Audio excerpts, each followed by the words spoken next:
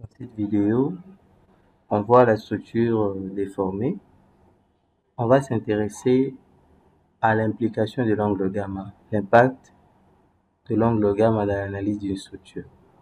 Par défaut, l'angle gamma est de 0. En fait, l'angle gamma, c'est quoi? C'est l'angle formé avec l'horizontale. L'angle gamma est de 0.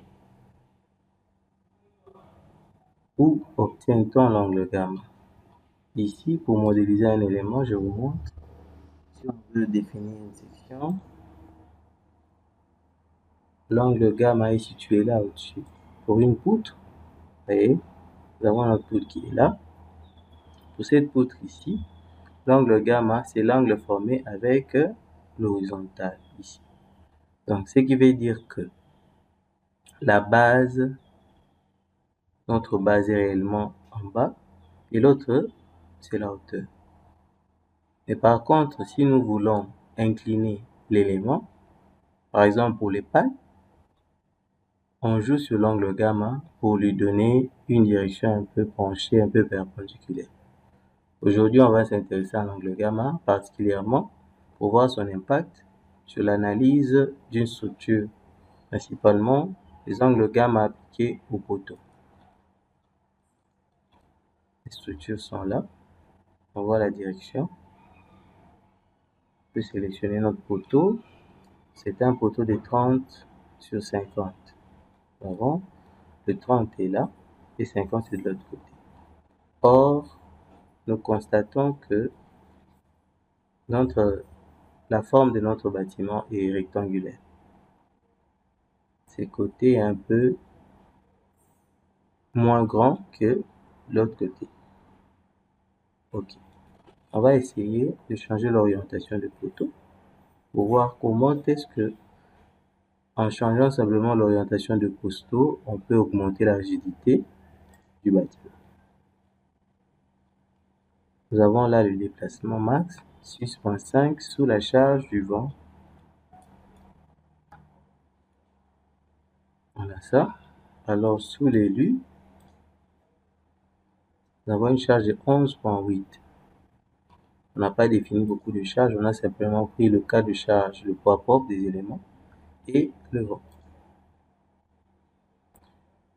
Ok, on a 18,8, on retient cette valeur. On va maintenant sélectionner les poteaux, là et de là.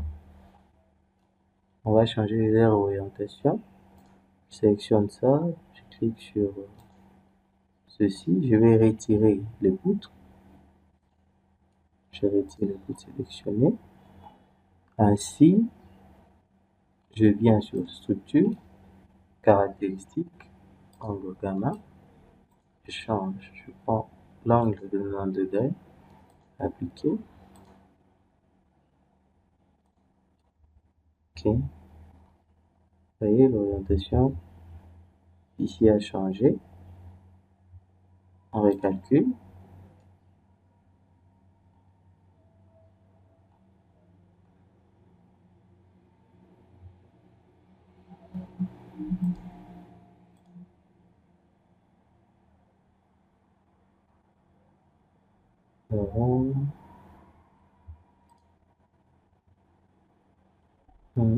Ici, maintenant,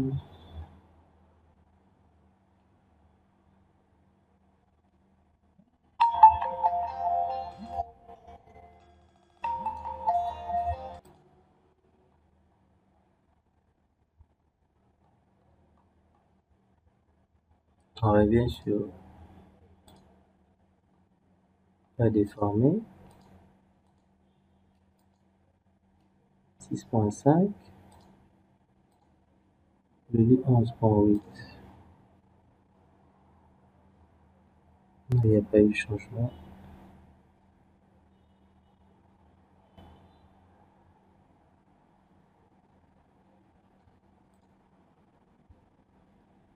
On va sélectionner les poteaux intérieurs.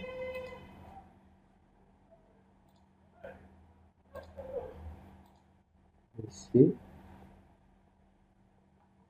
Tout en D. On a ça.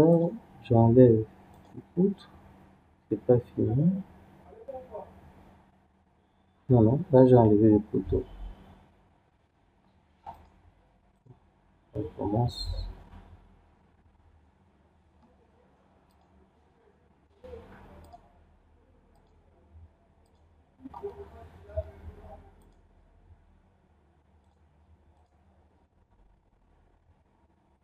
On enlève encore. Nous sommes sur X.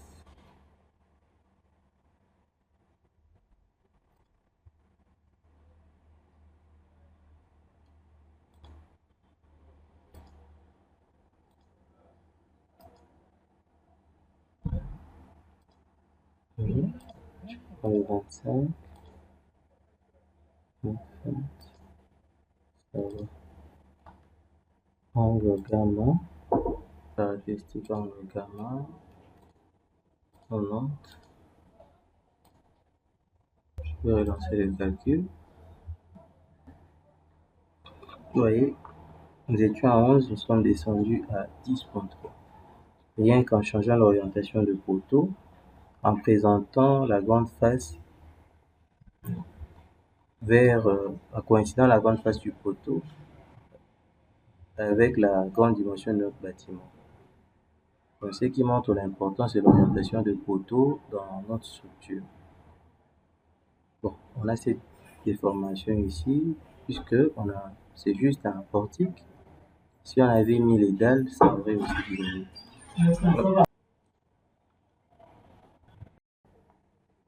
On s'intéresse maintenant au résultat réduit du bâtiment. Résultat, on prend un diagramme bâtiment.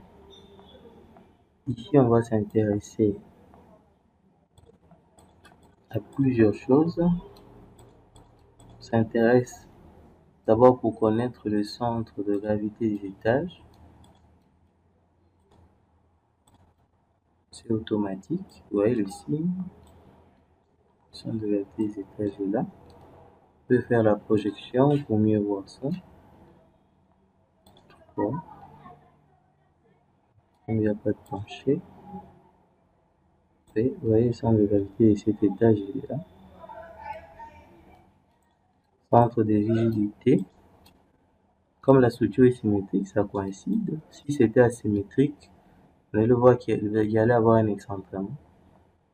On peut voir les coordonnées 10, 6, 3.2, 10, 6, 2.62. Vous voyez, ça coïncide. Ok. Maintenant, on va voir ça aussi avec description. Les efforts réduits au centre de gravité. Commençons par c'est nul. L'effort suivant Y. Suivant X c'est nul. Suivant Y, nous avons 4050. Bien sûr, pour chaque étage, vous êtes étages, nous avons ça. Si on fait le filtre sur un autre étage, on verra. Faire le filtre sur le deuxième. On a ceci. Au fur et à mesure que nous montons, on fait le filtre sur le 10e étage. Nous avons cette force ici.